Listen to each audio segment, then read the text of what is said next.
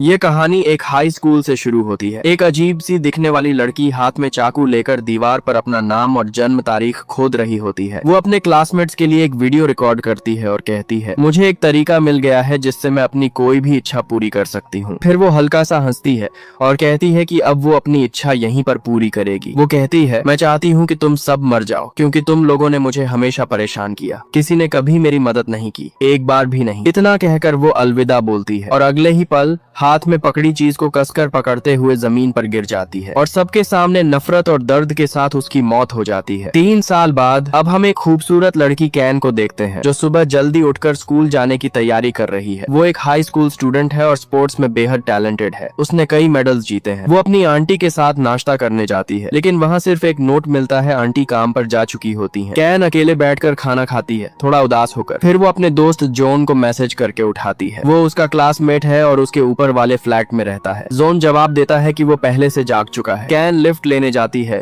तभी जॉन दौड़ते हुए आता है और टाइम पर पहुंच जाता है। वो लेट होने के लिए माफी मांगता है और कैन हंसकर उसे माफ कर देती है। अचानक बिना किसी वार्निंग के वो उसके पास झुकती है और अपने गाल से एक किशमिश निकालकर उसे खिला देती है। जॉन हैरान रह जाता है। वो उसे काफी समय से पसंद करता है और मन ही मन सोचता है, क्या ये सच है या मैं अभी भी सपना देख रहा हूँ। वो उससे फिर से करने को कहता है, लेकिन तभी लिफ्ट का दरवाजा खुलता है और उनका पड़ोसी उन्हें देख लेता है। दोनों ऑकवर्ड हो जाते हैं। इसी बीच उनकी क्लासमेट नारा कार में स्कूल जा रही होती है। वो एक अमीर परिवार से है। वो अपना हॉरोस्कोप पढ़ती है और उसमें लिखा होता है कि आज अपने प्यार का इजहार करने का सही दिन है। संयोग से उसे सड़क पर जॉन दिख जाता है। वो खुश हो जाती है क्योंकि वो भी उसे काफी समय से पसंद करती है। वो हिम्मत करके उसके पास जाती है, लेकिन जब वो कैन को उसके साथ देखती है तो थोड़ा असहज होकर अपना प्लान टाल देती है। फिर भी वो जॉन के करीब आने की कोशिश करती है और पूछती है कि क्या वो स्कूल के बाद फ्री है। तभी उनका क्लासमेट हैंग आता है और मजाक करने लगता है। उसे शक होता है कि कैन और जॉन के बीच कुछ चल रहा है। वो पूछता है, तुम लोग सीक्रेटली डेट कर रहे हो क्या? कैन घबरा जाती है और तुरंत कहती है, नहीं, हम सिर्फ पड़ोसी हैं। नारा गुस्सा हो जाती है और हैंग को डांटती है। हैंग उसकी रिएक्शन देखकर समझ जाता है कि वो जेलस है।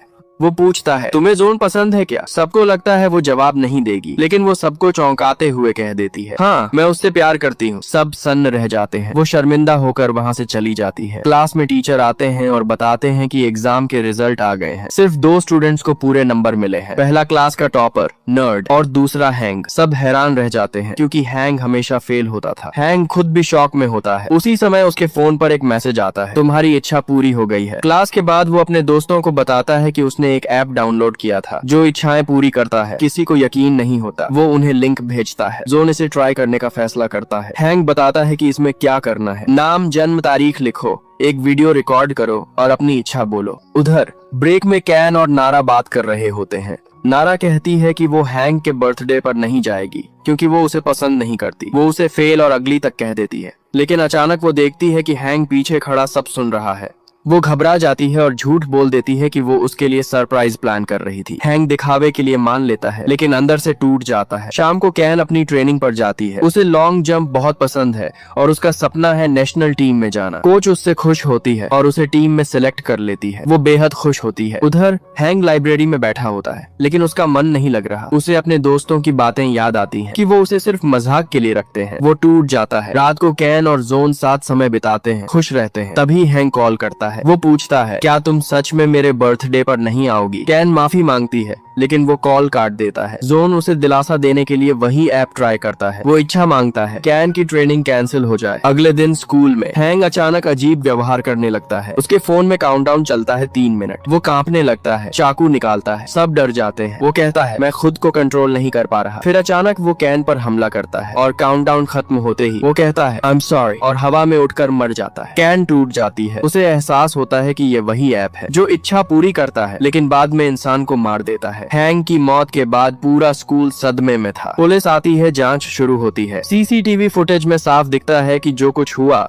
उसने खुद किया, लेकिन वजह किसी को समझ नहीं आती। आखिर में केस बंद कर दिया जाता है। No clear reason. कैन स्कूल के क्लिनिक में होश में आती है। नर्स पूछती है कि वो ठीक है या नहीं, लेकिन कैन कुछ नहीं बताती। वो बस कहती है कि उसे ट्रेनिंग के लिए जाना है। जैसे ही वो लॉकर खोलती है, उसे अंदर हैंग का दिया हुआ मेडल मिलता है। वो जम जाती है। उसे कल की बात याद आती है। फ्लैशबैक। वो हैंग के घर गई थी। दरवाजा बंद था, वो बार बार उसे बुला रही थी। जब वो बाहर नहीं आया तो वो दीवार चढ़कर अंदर जाने की कोशिश करती है। हैंक मजबूर होकर बाहर आता है। कैन उससे माफी मांगती है। मैं तेरे बर्थडे पर नहीं आ पाऊंगी, ट्रेनिंग है। वो उसे गिफ्ट देती है और कहती है सब तुझे पसंद करते हैं, हम सब आने वाले थे। हैंक हैरान रह जाता है। उसे समझ आता है कि ऐप उसे झूठ दिखा रहा था, दोस्तों को उसके खिलाफ कर रहा था। जाने से पहले वो कैन को चेतावनी देता है उस ऐप से दूर रहना, लेकिन कैन उसकी बात को सीरियसली नहीं लेती। प्रेजेंट कैन ट्रेनिंग ग्राउंड पर जाती है। वो कोच को सब कुछ बताती है, हैंक की मौत, ऐप, काउंटडाउन। कोच समझ जाती है कि कैन पूरी तरह टूट चुकी है। वो उसे आराम करने के लिए कहती है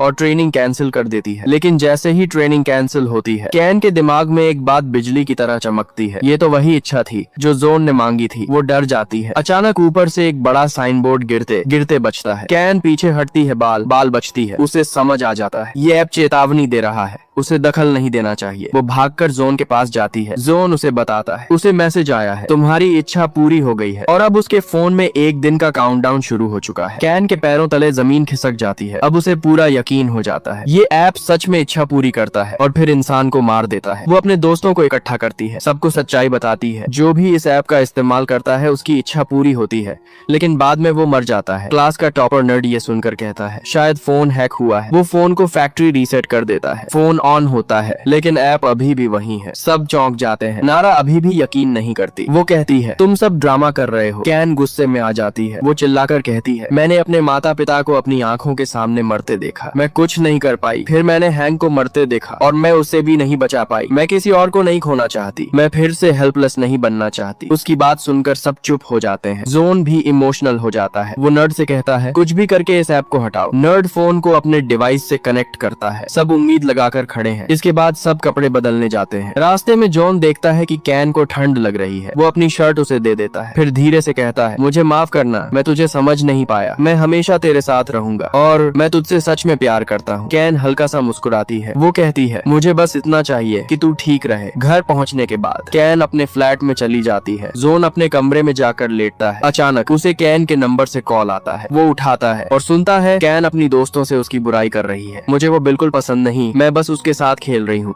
जोन के पैरों तले जमीन खिसक जाती है। वो तुरंत उसके पास भागता है। कैन बाथरूम से निकल रही होती है। वो कहती है मैंने तो कॉल ही नहीं किया। दोनों समझ जाते हैं ये वही चीज है जो हैंक के साथ हुआ था। ऐप उन्हें एक दूसरे के खिलाफ कर रहा है। सब फिर से इकट्ठा होते हैं। नर्ड दोबारा ऐप हटाने की कोशिश करता है। इस बार वो फोन को पूरी तरह शट डाउन कर देता है। सबको लगता है अब सब खत्म, लेकिन तभी जोन की आंख में दर्द शुरू होता है। वो जोर जोर से रगड़ने लगता है जब तक कि खुद को घायल नहीं कर लेता। कैन उसे रोकने की कोशिश करती है लेकिन वो उसे धक्का दे देता है। जोन हेलुसिनेट करने लगता है। वो लड़की मेरे सामने खड़ी है। वो डर जाता है। अचानक उसका हाथ खुद ब खुद उसकी आंख की तरफ बढ़ता है, जैसे कोई उसे कंट्रोल कर रहा हो। उसकी हड्डी तक टूट जाती है उस ताकत से। वो चिल्लाता है भाग जाओ, प्लीज भाग जाओ, लेकिन कोई नहीं भागता। नर्ड उसे पकड़ने की कोशिश करता है। कैन एम्बुलेंस कॉल करने जाती है लेकिन फोन खुद ही ऑन हो जाता है और काउंटडाउन फिर से शुरू हो जाता है। जोन अचानक हंसने लगता है। वो कैन को जमीन पर गिरा देता है, फिर नर्ड को एक हाथ से उठा लेता है, गला पकड़कर मारने की कोशिश करता है। एक डरावनी आवाज में वो कहता है तुम्हें मरना होगा क्योंकि तुमने प्रोग्राम हटाने की कोशिश की। कैन टूट जाती है। उसे समझ नहीं आता क्या करे। आखिरी पल में वो पीछे से वार करती है और जोन बेहोश हो जाता है। एम्बुलेंस आती है, सबको हॉस्पिटल ले जाया जाता है। डॉक्टर कैन की आंटी उसे बताती है जोन अभी ठीक है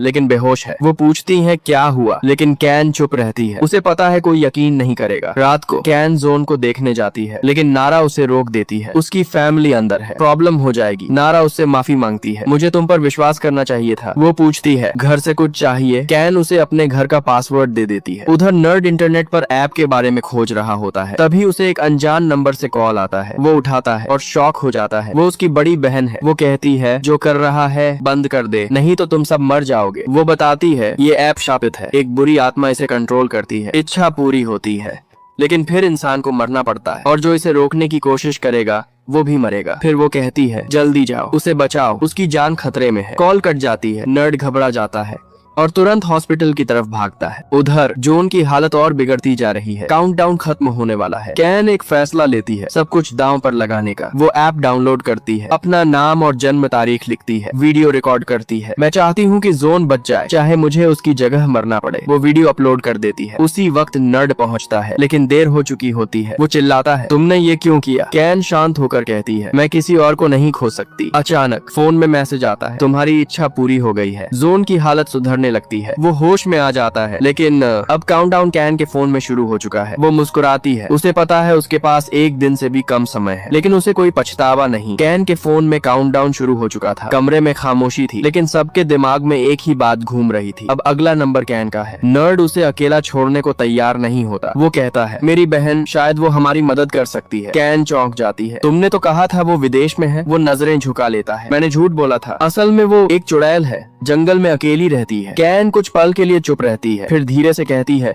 अगर वो हमें बचा सकती है तो हमें जाना चाहिए। दोनों टैक्सी लेकर निकलते हैं। रास्ते में ड्राइवर बार बार पूछता है, तुम लोग वहाँ क्या करने जा रहे हो? वो जगह तो बिल्कुल सुनसान है, लेकिन वो कोई जवाब नहीं देते। अचानक सड़क के बीच में एक बड़ा पेड़ गिरा हुआ मिलता है। ड्राइवर ब्रेक लगाता है। मैं आगे नहीं जा सकता, तुम लोगों को यहीं उतरना होगा। मजबूरी में दोनों पैदल चलने लगते हैं। जंगल घना होता जाता है। रास्ता अजीब सा लगता है। काफी देर चलने के बाद वो फिर से उसी पेड़ के पास पहुंच जाते हैं। नर्ड समझ जाता है, हम एक चक्कर में फंस गए हैं, ये कोई नॉर्मल जगह नहीं है। तभी एक अजीब सा पक्षी उनके सामने आता है, जैसे उन्हें रास्ता दिखा रहा हो। दोनों उसके पीछे पीछे भागते हैं। कुछ देर बाद वो एक पुराने मंदिर के सामने पहुंचते हैं, वही जगह जहाँ नर्ड की बहन रहती है। कैन चारों तरफ देखती है, पुरानी दीवारें, टूटी हुई मूर्तियाँ और एक डरावना सन्नाटा। वो धीरे से पूछती है, क्या सच में तुम्हारी बहन यहाँ रहती है? नर्ड सिर हिलाता है, मैं पहले भी आया था, लेकिन वो मुझसे मिली नहीं। उसने कहा था अगर वो इस मंदिर से बाहर निकली तो वो मर जाएगी। तभी मंदिर का दरवाजा अपने आप खुलता है। एक आदमी सामने आता है। वो नर्ड का जीजा होता है। वो उन्हें अंदर आने का इशारा करता है। अंदर नर्ड की बहन खड़ी होती है, जैसे वो पहले से उनका इंतजार कर रही हो। तभी अचानक कैन के फोन पर कॉल आता है। जोन का नाम दिखता है। वो जल्दी से कॉल उठाती है। जॉन, तुम ठीक हो? मैं। लेकिन जैसे ही वो बोलती है, नर्ड की बहन दौड़कर उसके पास आती है और चिल्लाती है, फोन काट दो,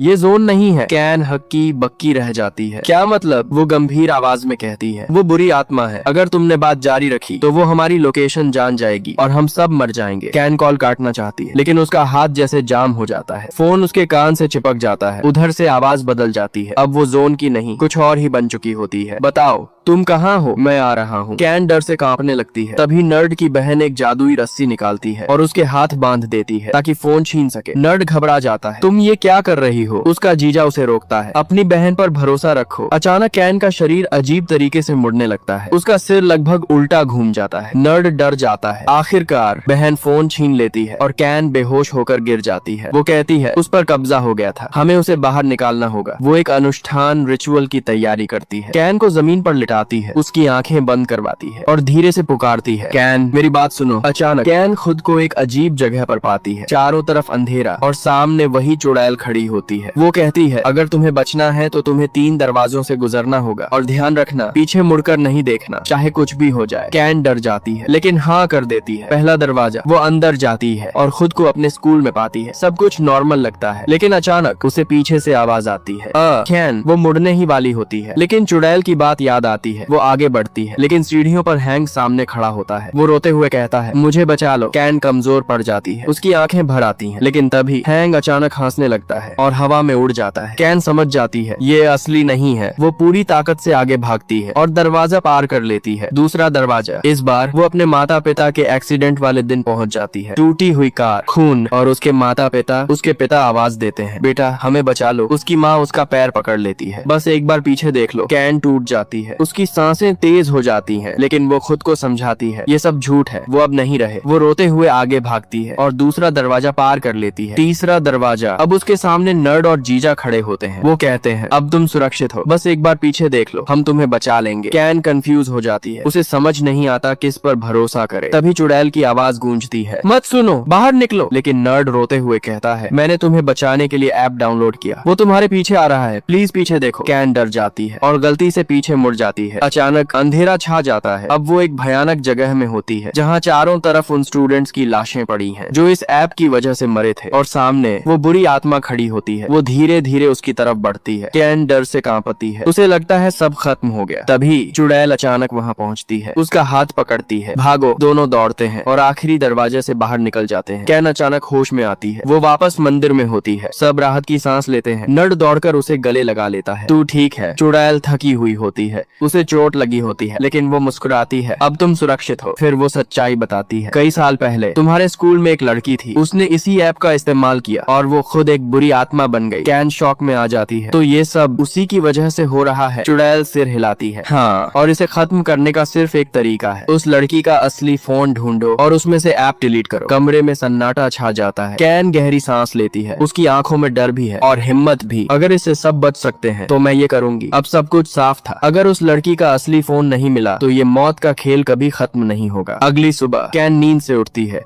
लेकिन उसका चेहरा थका हुआ है। रात के डरावने सपने अब भी उसके दिमाग में घूम रहे हैं। उसे याद आता है खून की बूंदें, छत पर खड़ी वो आत्मा और उसका इशारा पीछे देखो। वो घबरा कर उठ बैठती है। तभी नर्ड की बहन उसके पास आती है और उसे शांत करती है। वो एक जादुई धागा रोप निकालकर उसके हाथ में बांधती है। जब तक ये तुम्हारे पास है वो आत्मा तुम्हें सीधे नुकसान नहीं पहुंचा पाएगी। फिर वो सख्त आवाज में कहती है, अगर ये धागा टूट जाए या काउंटडाउन दोबारा शुरू हो जाए तो तुरंत वापस यहाँ आना, और सबसे जरूरी कोई भी कॉल या मैसेज रिसीव मत करना। कैन सिर हिलाकर हाँ कहती है।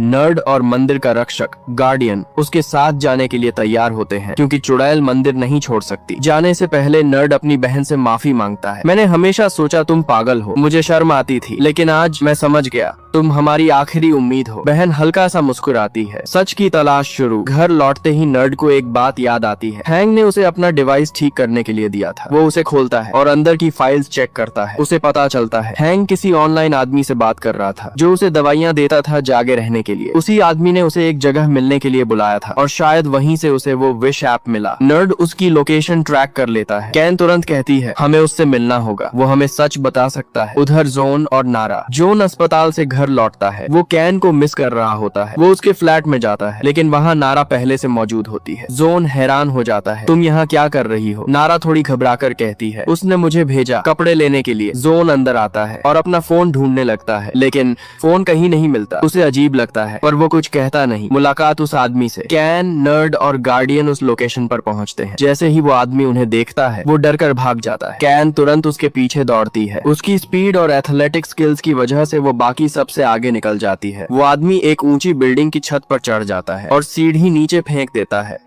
उसे लगता है अब कोई उसे पकड़ नहीं पाएगा, लेकिन वो भूल जाता है कैन लॉन्ग जंप चैंपियन है। वो दौड़कर छलांग लगाती है और सीधे छत पर पहुंच जाती है। वो उसे घेर लेती है। भागना बंद करो। आदमी डर जाता है, डंडा उठाकर हमला करने की कोशिश करता है। तभी नर्ड और गार्डियन भी पहुंच जाते हैं और उसे पकड़ लेते हैं। कुछ ही देर में वो आदमी हार मान लेता है। सच सामने आता है। वो बताता है वो हैंग को सिर्फ दवाइयां देता था, लेकिन वो उसे दोस्त मानता था। जब कैन उसे ऐप के बारे में बताती है वो भी दुखी हो जाता है। फिर वो उन्हें एक पोस्ट दिखाता है जहां इस ऐप के बारे में लिखा था। वो उन्हें 2 लड़कियों का पता देता है जो सबसे पहले इस ऐप का इस्तेमाल कर चुकी थी, और कहता है उनमें से एक की माँ एक चुड़ैल थी, शायद वही इस सब के पीछे है। गाँव की ओर तीनों उस पते पर पहुँचते हैं, लेकिन वहाँ कुछ अजीब होता है। पूरा गाँव खाली पड़ा होता है। सिर्फ एक छोटी सी दुकान में रोशनी जल रही होती है। अंदर एक बूढ़ी औरत बैठी होती है। वो उन्हें बताती है दोनों लड़कियाँ अजीब हालात में मरी थी। लोग कहते हैं उनकी माँ ने ही उन्हें मारा। वो उन्हें उस चुड़ैल के घर का पता देती है। चुड़ैल का घर। तीनों वहाँ पहुँचते हैं। जैसे ही वो अंदर जाते हैं गार्डियन को तुरंत एहसास होता है यहाँ बहुत सारी आत्माएं हैं। वो एक सुरक्षा घेरा सर्कल बनाता है और कहता है इसके बाहर मत जाना, चाहे कुछ भी हो जाए। फिर वो खुद अंदर जाता है। अगर मैं 10 मिनट में वापस नहीं आया तो भाग जाना और पीछे मुड़कर मत देखना। कैन और नर्ड बाहर इंतजार करते हैं। कुछ देर बाद कैन को एक छात्र की आत्मा दिखाई देती है। वो उसे फॉलो करने लगती है। घेरे से बाहर निकल जाती है। नर्ड चिल्लाता है रुको, लेकिन वो उसके पीछे चला जाता है। दोनों एक कब्रिस्तान तक पहुंचते हैं। वो आत्मा एक जगह इशारा करती है। कैन जमीन खोदती है और एक फोटो मिलती है 2 लड़कियों की स्कूल यूनिफॉर्म में। वो ध्यान से देखती है तो पहचानती है ये फोटो स्कूल के कोच के ऑफिस में ली गई थी। कैन कहती है हमें वहाँ जाना होगा। नर्ड डरता है वहाँ सिक्योरिटी है। कैन मुस्कुराती है मेरे पास एक सीक्रेट रास्ता है, स्कूल में वापसी। वो गार्डन के टूटे दरवाजे से अंदर जाते हैं। नर्ड पूछता है तुम्हें ये रास्ता कैसे पता? कैन हंसती है मैं यहाँ छुपकर प्रैक्टिस करती थी। दोनों कोच के ऑफिस में पहुंचते हैं। कंप्यूटर चालू करते हैं और जो देखते हैं वो सब कुछ बदल देता है। विश ऐप सीधे स्कूल के सिस्टम से जुड़ा हुआ था और उसमें हर स्टूडेंट की वीडियो सेव थी जिसने इच्छा मांगी थी। अचानक उन्हें एक वीडियो दिखता है नारा का। वो वीडियो प्ले करते हैं और जो देखते हैं उसे देखकर दोनों सन्न रह जाते हैं। नारा कह रही होती है मैं चाहती हूँ कि 2 लोग मर जाएं, पहला हैंग और दूसरा एक लड़का। कैन के हाथ कांपने लगते हैं। तो हैंग की मौत, नर्ड धीरे से कहता है, उसकी वजह से हुई। दोनों एक दूसरे को देखते हैं और समझ जाते हैं असल खतरा अभी खत्म नहीं हुआ है। अब सच्चाई सामने थी। हैंग की मौत कोई हादसा नहीं थी, वो एक प्लान का हिस्सा थी और उस प्लान के पीछे नारा थी। नारा का सच कहानी अब उसके नजरिए से खुलती है। कुछ दिन पहले वो अपने सीनियर्स के साथ एक क्लब में थी। शराब, म्यूजिक, शोर, सब कुछ धुंधला सा लग रहा था। नशे में उसने अपने दिल की बात कह दी, मुझे जोन पसंद है। लेकिन जवाब मिला, वो किसी और से प्यार करता है। ये सुनकर वो टूट गई। तभी किसी ने उसे उस ऐप के बारे में बताया। विश ऐप, जो भी मांगो सच हो जाता है। वो हंसी, उसे मजाक लगा, लेकिन फिर भी उसने ट्राई करने का फैसला किया। उसने अपना नाम और जन्म तारीख डाली, वीडियो रिकॉर्ड किया। मैं चाहती हूँ कि 2 लोग मर जाएं, पहला हैंक और दूसरा वो लड़का। और फिर वो बेहोश हो गई। अगले दिन वो सब भूल चुकी थी, लेकिन जब उसने स्कूल में हैंक को मरते देखा और फोन पर मैसेज आया, तुम्हारी इच्छा पूरी हो गई है, उसकी दुनिया हिल गई। फिर उसने न्यूज में देखा वो दूसरा लड़का भी मर चुका था। अब उसे यकीन हो गया ये सब सच है और अब उसके फोन में काउंटडाउन शुरू हो चुका था। वो डर गई, घबराकर बाथरूम में छुप गई, खुद को समझाने लगी ये सब झूठ है, कुछ नहीं होगा। लेकिन अंदर से वो जानती थी अब उसकी मौत तय है। उसकी चाल, डर के बीच वो उस लड़की से मिलने जाती है जिसने उसे ऐप के बारे में बताया था। वो उसे पकड़कर सच उगलवाती है, ये ऐप शापित है, जो इच्छा मांगता है वो मर जाता है। नारा पूरी तरह टूट जाती है, लेकिन तभी उसे एक बात समझ आती है, जब जोन ने इच्छा मांगी थी उसका काउंटडाउन रुक गया था। मतलब जब कोई नया इंसान इच्छा मांगता है तो पुराने का काउंटडाउन रुक जाता है। यही उसकी बचने की कुंजी थी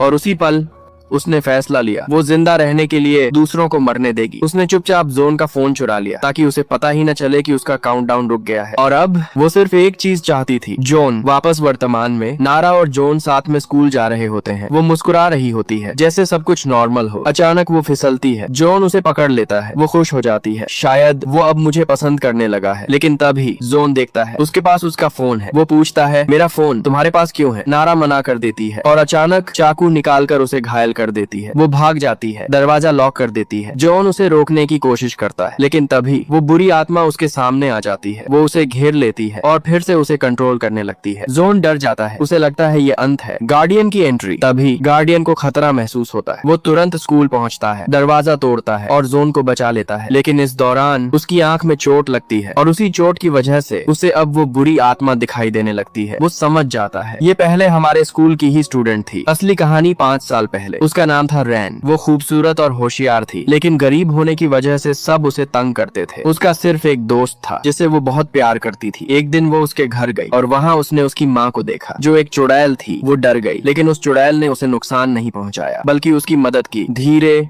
धीरे वो उस जादू की दुनिया से जुड़ने लगी। उधर उसकी दोस्त अपने दोस्तों के साथ मिलकर एक ऐप बना रही थी, विश ऐप। लेकिन जब लोगों को पता चला कि वो चुड़ैल की बेटी है तो वो डर गई और खुद को बचाने के लिए उसने झूठ बोला, वो चुड़ैल की बेटी नहीं, रैन है। बस यहीं से सब बदल गया। सबने रैन को टारगेट करना शुरू कर दिया। उसकी दोस्त ने भी उसका साथ छोड़ दिया, उसका वीडियो वायरल कर दिया जहाँ वो अपने क्रश को प्रपोज कर रही थी। सब उसका मजाक उड़ाने लगे। उस लड़के ने भी उसे थप्पड़ मार दिया। रैन टूट गई और फिर उसने बदला लेने का फैसला किया। वो फैक्ट्री में गई, जादू किया और विश ऐप का इस्तेमाल किया। जो भी मुझे परेशान करते हैं सब मर जाएं। उसने खुद को बलि सैक्रिफाइस के रूप में दे दिया और अगले ही पल वो हवा में उठ गई और एक बुरी आत्मा बन गई। उसकी इच्छा सच होने लगी और वहीं से शुरू हुआ ये श्राप। वापस वर्तमान में फाइनल क्लैश। अब सब समझ आ चुका था। इस श्राप को खत्म करने का सिर्फ एक तरीका था, रैन का असली फोन ढूंढना और उसे नष्ट करना। कैन और बाकी सब फैक्ट्री की तरफ निकलते हैं। रास्ते में अजीब घटनाएं होती हैं, लाइट्स बंद, जीपीएस फेल, लेकिन वो रुकते नहीं। अचानक एक कार सामने आ जाती है और एक्सीडेंट होते होते बचता है। गार्डियन समझ जाता है आत्माएं हमें रोकने की कोशिश कर रही हैं। वो कैन को बचाते हुए खुद घायल हो जाता है, लेकिन कहता है तुम्हें आगे जाना होगा, तुम ही आखिरी उम्मीद हो। फैक्ट्री में आखिरी लड़ाई। कैन अंदर पहुंचती है, वो फोन ढूंढ लेती है, लेकिन तभी नारा हमला करती है। इस बार वो पूरी तरह होश में है, कोई कंट्रोल नहीं। वो कहती है मैंने हमेशा तुमसे नफरत की है, मुझे जोन चाहिए था और तुम बीच में आ गई। वो जादुई धागा काट देती है जो कैन की सुरक्षा था। कैन कमजोर पड़ जाती है। जोन उसे बचाने की कोशिश करता है, लेकिन हालत खराब है। नारा अब पागलपन में है, वो सब खत्म करना चाहती है। कैन आखिरी ताकत जुटाती है और उससे लड़ती है। आखिरकार वो नारा को हरा देती है। उधर चुड़ैल बुरी आत्मा को रोकने के लिए खुद को बलि दे देती है। कैन फोन लेकर उसके पास पहुंचती है। चुड़ैल आखिरी बार कोशिश करती है, लेकिन कमजोर पड़ जाती है। तभी कैन खुद तीर उठाती है और फोन को नष्ट कर देती है। अंत सब कुछ शांत हो जाता है। कैन होश में आती है, सब कुछ खत्म हो चुका है। एक हफ्ते बाद सब अपनी जिंदगी में वापस लौट आते हैं। वो स्कूल जाते हैं, हैंक की यादों को याद करते हैं, उसकी कब्र पर गिफ्ट रखते हैं। कैन को अफसोस होता है, नारा को वो बचा नहीं पाई। जोन कहता है ये तुम्हारी गलती नहीं थी, उसने खुद ये रास्ता चुना। कैन सिर हिला देती है। वो ऐप अपने फोन में रखती है, एक याद के तौर पर। सब कुछ अब शांत है, लेकिन कहानी यहीं खत्म नहीं होती। आखिरी सीन, वही आदमी जो हैंक को दवाइयां देता था, उसे नारा का मैसेज आता है। वो उसे फोन का लोकेशन और पासवर्ड देती है। वो फोन खोलता है, विश ऐप अभी भी मौजूद है और मैसेज आता है, मुझे वापस लाने के लिए एक इच्छा मांगो। अब साफ है, श्राप अभी खत्म नहीं हुआ, बस फिर से शुरू होने वाला है।